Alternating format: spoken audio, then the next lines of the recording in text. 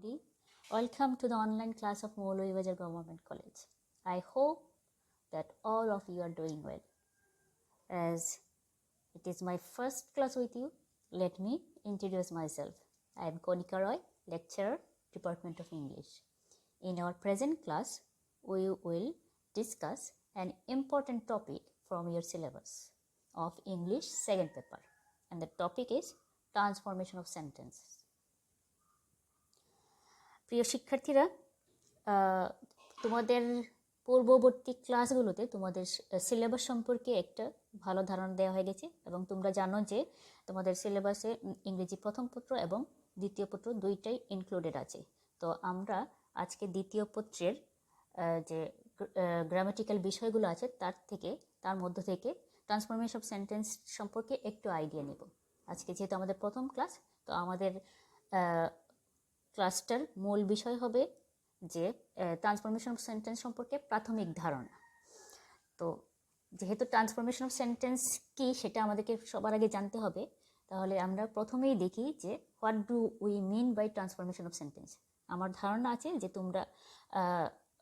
যে তোমাদের ক্লাস 9, 8, 9 এবং 10-এ তোমরা ট্রান্সফরমেশন অফ সেন্টেন্সের অনেক রুলস পড়েছো এবং তোমাদের মোটামুটি সেই সম্পর্কে আইডিয়া আছে।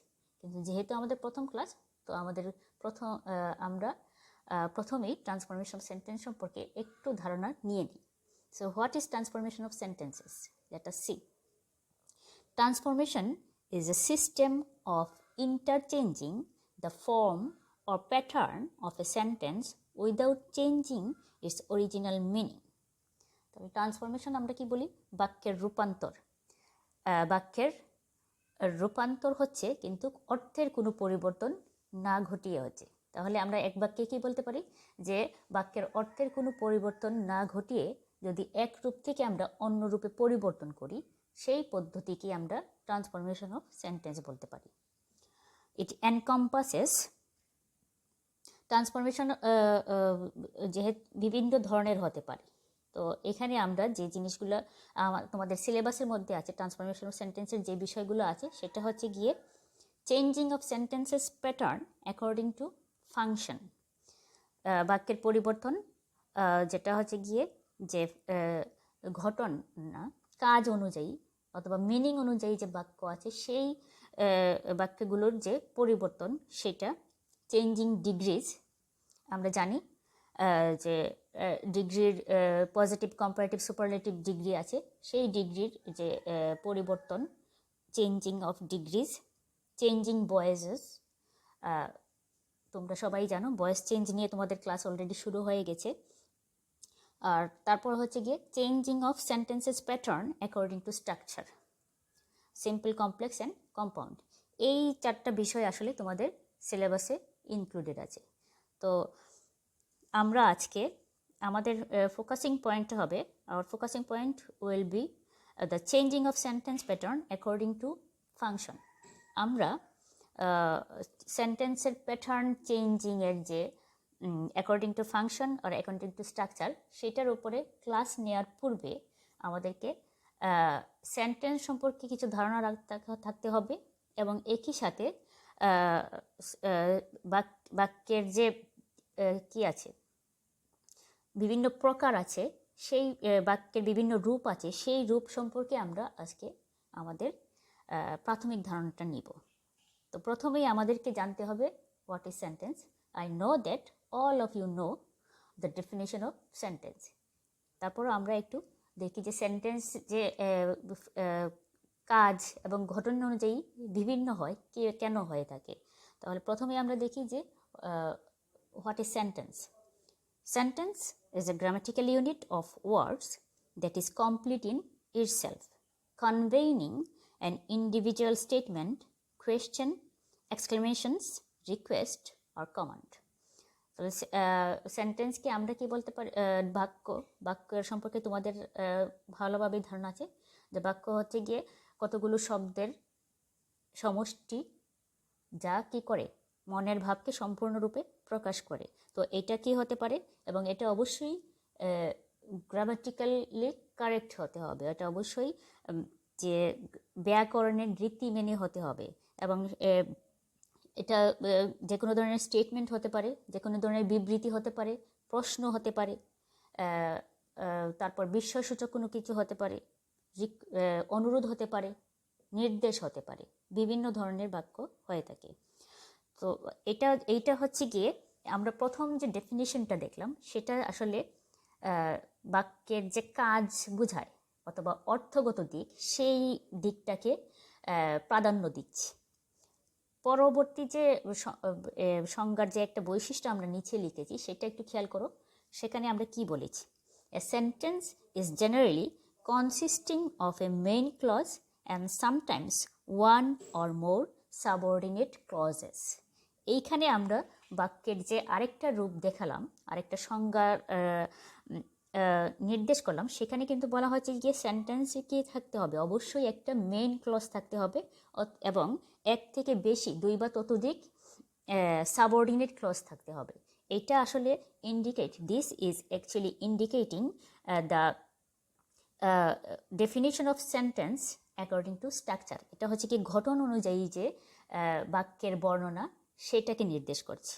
আরেকটা জিনিস আমাদেরকে অবশ্যই খেয়াল রাখতে হবে, বাক্য কখন কমপ্লিট হবে, বাক্য সম্পূর্ণ হবে কখন? যখন সেখানে একটি কি থাকবে? সাবজেক্ট থাকবে, অবশ্যই একটা মেইন ভার্ব থাকতে হবে। A complete sentence has at least a subject and a main verb to state or declare a complete thought. তাহলে আমার চিন্তাটাকে আমি সুন্দরভাবে যখন উপস্থাপন করব সেটাই তো বাক্য হবে, এবং সেই বাক্য সম্পূর্ণ হতে হলে সেটাকে অবশ্যই কী করতে হবে? সেটাতে অবশ্যই একটা সাবজেক্ট থাকতে হবে এবং অবশ্যই ভার্ব থাকতে হবে। তোমরা জানো যে গ্রামারের মূল অংশটাই হচ্ছে গিয়ে কি? Verb. Actually verb is the soul of grammar, কারণ ভার্ব ছাড়া আমি বাক্যের তৈরি করার কথাই কিন্তু চিন্তা করতে পারি না। তো যেহেতু আমরা সেন্টেন্সের সংজ্ঞা জেনে গেলাম, বাক্যের সংজ্ঞা জেনে গেলাম, আমরা এখন সেন্টেন্সের বিভক্তিটা দেখি যে আসলে সেন্টেন্সকে কয় ভাগে ভাগ করা যায়।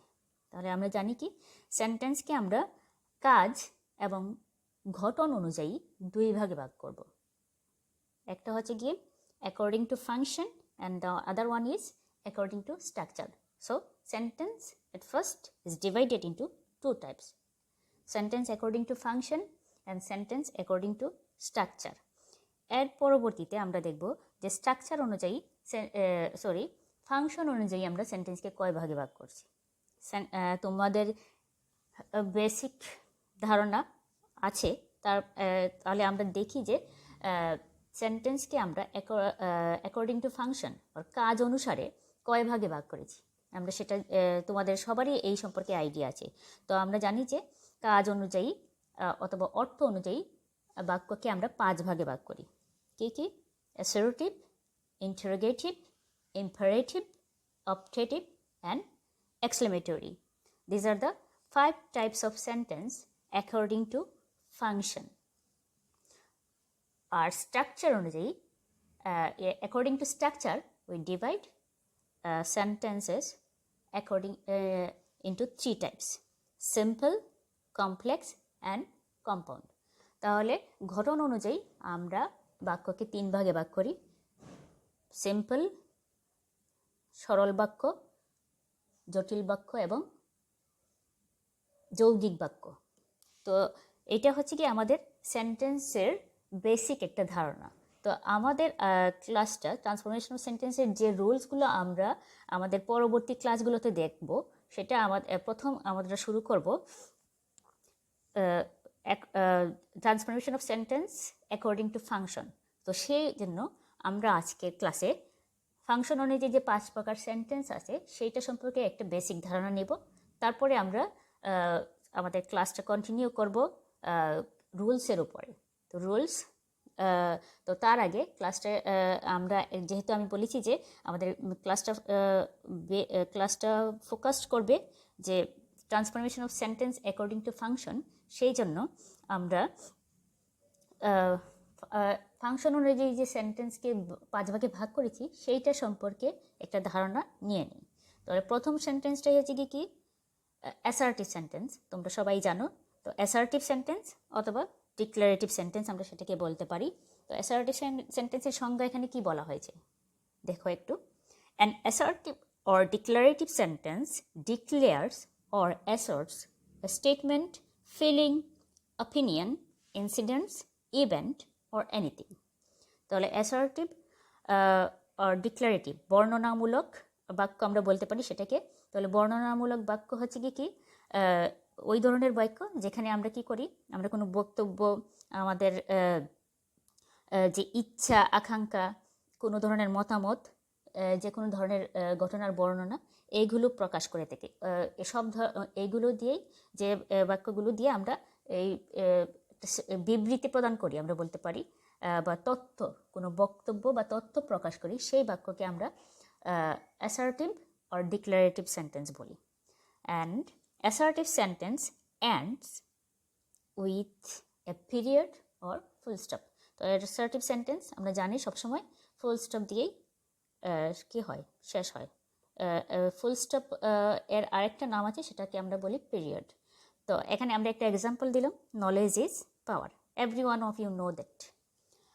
তারপরে যে সেন্টেন্স আমরা বলি অ্যাসার্টিভের পরের যে বাক্য, সেটা হচ্ছে গিয়ে ইন্টারোগেটিভ সেন্টেন্স, মানে হচ্ছে গিয়ে সবাই জানো প্রশ্নবোধক বাক্য।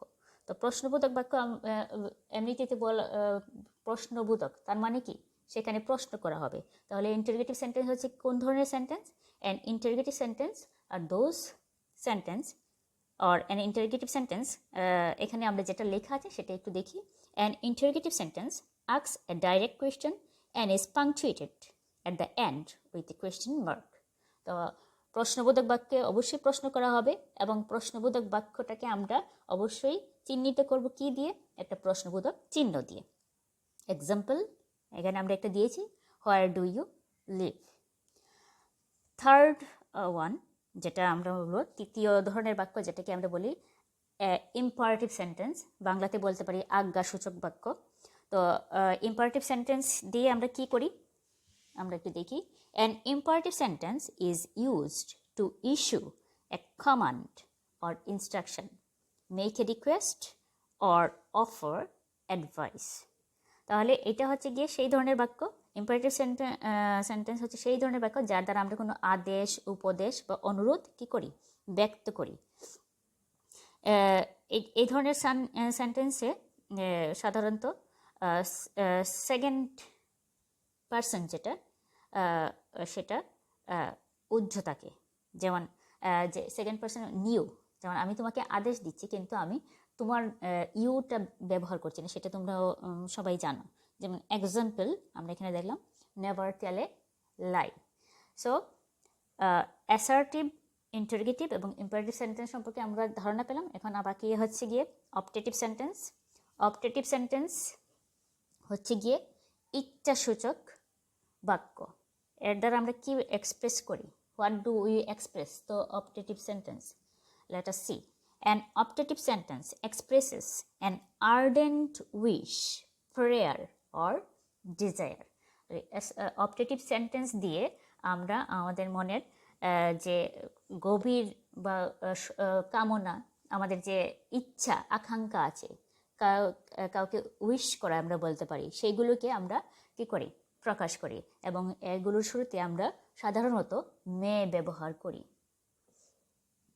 এক্সাম্পল আমরা এখানে দিলাম, may God bless us all.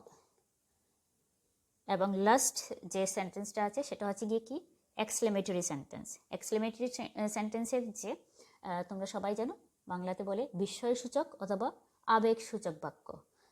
An exclamatory sentence expresses great emotions such as excitement, surprise, happiness, and anger, and ends with an exclamation point। Exclamatory sentence যেহেতু আমরা বলেছি যে আবেগের যে বহিঃপ্রকাশ সেটা এক্সক্লেমেটরি সেন্টেন্সের মাধ্যমে হয়। ইমোশনসটাকে যখন আমাদের ইমোশনস যখন বেশি হয় তখন সেটাকে এক্সপ্রেস করার জন্য আমরা এক্সক্লেমেটরি সেন্টেন্স ব্যবহার করি। তো এর দ্বারা আমরা মনের তীব্র কোনো অনুভূতি অথবা আকস্মিক যে আবেগ আছে সেটা কোনো ধরনের বিস্ময় হতে পারে, হ্যাপিনেস হতে পারে, সুখ হতে পারে, আনন্দ হতে পারে, রাগ হতে পারে, অভিমান হতে পারে, সেগুলো আমরা এক্সক্লেমেটরি সেন্টেন্সের মাধ্যমে প্রকাশ করি। এবং অবশ্যই বাক্যের শেষে যেটা কি বলে বিস্ময়সূচক চিহ্নটা আমরা অবশ্যই ব্যবহার করি। এখানে আমরা এক্সাম্পল হিসেবে একটা সেন্টেন্স দিয়েছি, সেটা কি, what a beautiful country our Bangladesh is. অবশ্যই আমাদের বাংলাদেশ একটা সুন্দর দেশ। তো এই হচ্ছে গিয়ে আমাদের বাক্যের সংজ্ঞা, 5 ধরনের বাক্যের সংজ্ঞা according to function. These are the definition of sentence according to function. তো বাক্যের কাজ অনুযায়ী যে বাক্যের 5 প্রকার, সেটা তোমরা সবাই জানো এবং সেই সম্পর্কে তোমাদের ধারণা আছে। তো আমরা যদি একটু খেয়াল করি তাহলে এই 5 প্রকার যদি বাক্যকে আমরা কিন্তু 2 ভাগে ভাগ করতে পারি। একটা হচ্ছে গিয়ে অ্যাফার্মেটিভ আর একটা হচ্ছে গিয়ে নেগেটিভ। তাহলে আজকের ক্লাসের মূল বিষয়গুলো সম্পর্কে ট্রান্সফরমেশন অফ সেন্টেন্স আমরা জানলাম, এবং আমরা যেহেতু দেখলাম যে এই 5 প্রকার সেন্টেন্সকে আমরা কি করতে পারি, এই 5 প্রকার সেন্টেন্সকে আবার আমরা 2 ভাগে বিভক্ত করতে পারি। একটা হচ্ছে গিয়ে অ্যাফার্মেটিভ আর একটা হচ্ছে গিয়ে নেগেটিভ। তাহলে আজকের ক্লাসে আমরা একটা রুলস দেখব, সেটা হচ্ছে গিয়ে যে রুলসটা দেখব অ্যাফার্মেটিভ থেকে কিভাবে নেগেটিভ করা হয়, সেই রুলসগুলোই আমরা আমাদের পরবর্তী ক্লাসগুলোতেও করব। তো আজকের ক্লাসে আমরা একটা রুল ভালোভাবে একটু দেখি। তো যেহেতু আগেই বলেছি যে 5 প্রকার সেন্টেন্সকে আমরা কি করতে পারি, অ্যাফার্মেটিভ এবং নেগেটিভ এই 2 ভাগে ভাগ করতে পারি। তো তোমাদের পরীক্ষায় যে বিষয়টা গুরুত্বপূর্ণ হয় সেটা হচ্ছে গিয়ে যেহেতু এখানে মাত্র 5 মার্ক থাকে, তো সেই জন্য ভয়েস চেঞ্জ আছে, ডিগ্রি চেঞ্জেস অফ ডিগ্রিজ আছে, তারপরে যেটা হচ্ছে কি সিম্পল, কম্পাউন্ড, কমপ্লেক্স, এইগুলো আছে। তো 5টার ক্ষেত্রে অ্যাকর্ডিং টু ফাংশন অনুযায়ী যে ট্রান্সফরমেশন সেটা একটু কম আসে। তো সেই জন্য আমরা মোটামুটি তোমাদের অ্যাসার্টিভ থেকে ইন্টারগেটিভ কীভাবে করতে হয়, ইম্পারেটিভ, তারপর হচ্ছে কি ইম্পারেটিভ সেন্টেন্স কীভাবে করতে হয়, এই যে ট্রান্সফরমেশনগুলো আমার মনে হয় তোমাদের মোটামুটি ধারণা আছে। তো আমরা আসলে প্রাধান্য দিব, অথবা our focusing point will be in this class the transformations from affirmative to negative. তো আজকে যেহেতু প্রত্যেকটা ক্লাসের একটা টাইম লিমিট আছে, আজকের সময় অনুযায়ী আমি শুধুমাত্র একটা রুলসের উপর প্রাধান্য দেব। এই একটা রুলসেই আবার 3টা ভাগ আছে। তাহলে দেখো, sentences with only or alone changes into naan but, nothing but, not more than or not less দেন। যদি কোনো সেন্টেন্স, কোনো বাক্য যদি অনলি অথবা অ্যালোন দিয়ে শুরু হয়, তাহলে সেটাকে আমরা কোনো অ্যাফার্মেটিভ সেন্টেন্স, কোনো হাবোধক বাক্য যদি অনলি অথবা অ্যালোন দিয়ে শুরু হয়, সেটাকে আমরা নাবোধক বাক্য করার সময় কি করব, নান বাট, অনলির পরিবর্তে none but, nothing but, not more than অথবা নট লেস দেন, এটা ব্যবহার করে বাক্যটাকে রূপান্তর করব নাবোধক বাক্যে। তো কখন আমরা কোনটা ব্যবহার করব, আজকের ক্লাসে আমরা এটি একটু ভালোভাবে দেখি। প্রথম আমরা দেখি যে যদি অনলির সাথে যদি পার্সন বসে, তখন আমরা কি করি, নান বাট ব্যবহার করি। যে if we find the word only after that any person in affirmative sentence, we will write the word none but instead of the word only at the time of negative sentence. তাহলে only যুক্ত কোনো affirmative সেন্টেন্সকে আমরা negative করার সময় যদি দেখি যে অনলির পরবর্তীতে পার্সন ব্যবহার করা হয়েছে, পার্সন আছে, তাহলে আমরা কি করব, সেই পার্সনের সেক্ষেত্রে ওই পার্সনের আগে অনলির জায়গায় আমরা শুধুমাত্র কি ব্যবহার করব, নান বাট। এখানে আমরা একটা এক্সাম্পল দিয়েছি, দেখো, অ্যাফার্মেটিভ সেন্টেন্সে only he can do the same, যে সেই এই অঙ্কটি করতে পারে। তো এটাকে আমরা যদি কি করলাম, নেগেটিভ করলাম, তো আমরা আগেই বলেছি যে যদি পার্সন থাকে তাহলে অনলির পরিবর্তে আমরা কি ব্যবহার করব, অনলি অথবা অ্যালোনের পরিবর্তে আমরা ব্যবহার করব হচ্ছে গিয়ে নান বাট। তাহলে আমরা দেখলাম কি, none but he can do the same. তো অনলি আমরা দেখলাম, অনলির সাথে যখন পার্সন বসে তখন আমরা ব্যবহার করি নান বাট। আর অনলির সাথে যখন কোনো বস্তু আসে, thing, if there is anything associated with only, then what we will do, যদি অনলির সাথে কোনো বস্তুর লেখা থাকে, বস্তুর সংযুক্ত থাকে, তখন আমরা সেই অনলির পরিবর্তে ব্যবহার করব nothing but. If we find the word only after that anything in affirmative sentences, we will write the word nothing but instead of the word only at the time of negative sentence. তাহলে আমরা দেখলাম যে যদি ব্যক্তি থাকে তাহলে আমরা লিখব none but, আর বস্তু থাকলে আমরা কি লিখব nothing but. এখানে আমরা দেখলাম একটা এক্সাম্পলটা একটু ভালোভাবে দেখো, I need a book only. I need nothing but a book.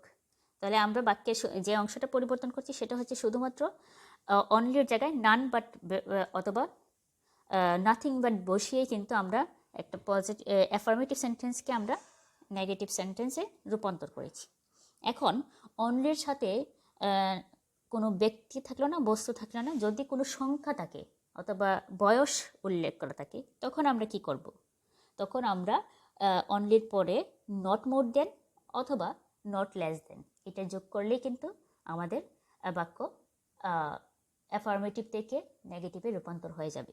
তাহলে দেখো এখানে রুলসটা কীভাবে লেখা আছে, if we find the word only after that any number or age in affirmative sentence we will write the word not more than not less than instead of the word at the time of negative sentence.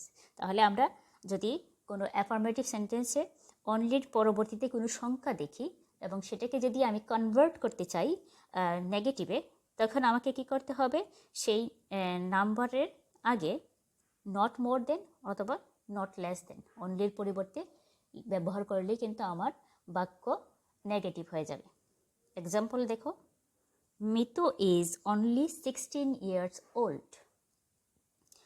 আমরা নেগেটিভ করেছি, Mitu is not less than 16 years old. তুমি এটাও লিখতে পারো, Mitu is not more than 16 years old. তাহলে আমরা কেন কি দেখলাম, আমরা বাক্যের অর্থ পরিবর্তন না করে সেটার শুধু রূপটাকে পরিবর্তন করলাম। তো আমরা যখনই ট্রান্সফরমেশন করব যে কোনো বাক্যেরই আমরা সবসময় খেয়াল রাখতে হবে আমাদেরকে যে বাক্যের অর্থটা কিন্তু পরিবর্তন হচ্ছে না, বাক্যের শুধু রূপটা পরিবর্তন হচ্ছে। তো রূপ কখনো কাজ অথবা সংজ্ঞা অনুযায়ী পরিবর্তন হয় এবং কখনো ঘটন অনুযায়ী পরিবর্তন হয়। তো আমরা এখানে আজকের ক্লাসে দেখলাম যে অ্যাফার্মেটিভ থেকে নেগেটিভ করার একটা নিয়ম। আমি পরবর্তী যে ক্লাস আসবে সেটাতে তোমাদের অ্যাফার্মেটিভ থেকে নেগেটিভ সেন্টেন্স সম্পর্কে যে রুলসগুলো আছে সেটা সম্পর্কে আরও কিছু তথ্য দিব। আশা করি এই ক্লাস থেকে তোমাদের সেন্টেন্স সম্পর্কে ধারণাটা আরেকটু ক্লিয়ার হয়ে গেছে এবং এই ক্লাসটায় যদি করে থাকো তাহলে পরবর্তী ক্লাসগুলো করতে তোমাদের সুবিধা হবে। তো আজ এত পর্যন্তই। I hope we will meet soon in our next class. Thank you very much. Thanks a lot.